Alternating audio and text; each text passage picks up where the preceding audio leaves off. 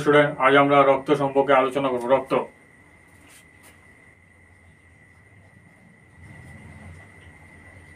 মানব দেহের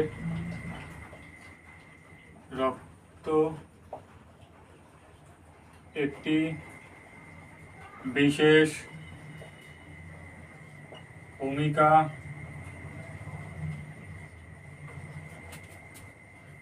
পালন করে। মানবদেহের রক্ত একটি বিশেষ ভূমিকা পালন করে।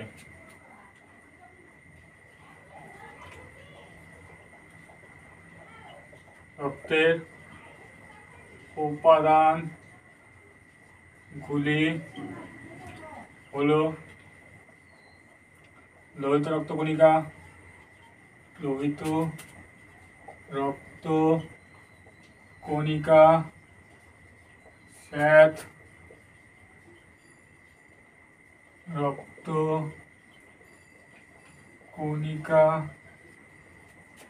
প্লাজমা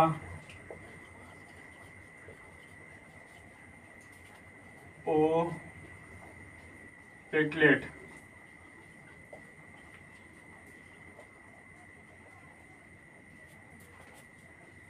রক্তে প্লেটলেট থাকে বলে রক্ত জমাট বাঁধতে পারে।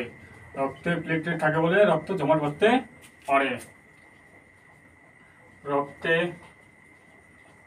হিমোগ্লোবিন থাকে বলে রক্তের রং লাল হয়। রক্তে হিমোগ্লোবিন থাকে বলে রক্তের রং লাল হয়।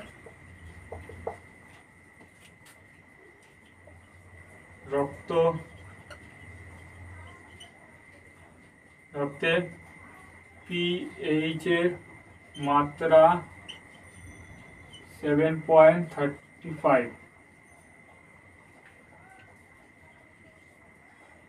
রক্তের গ্রুপ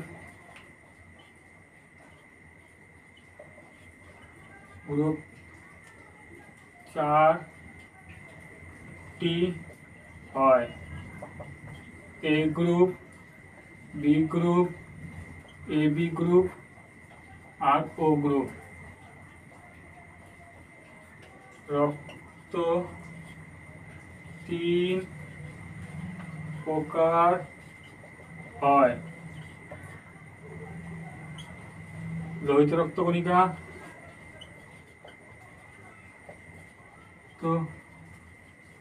কণিকা, শ্বেত রক্ত কণিকা ও অনুচক্রী রক্ত কণিকা।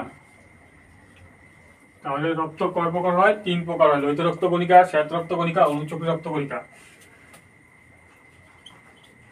একজন প্রাপ্ত বয়স্ক মানুষের দেহে 5 লিটার রক্ত থাকে।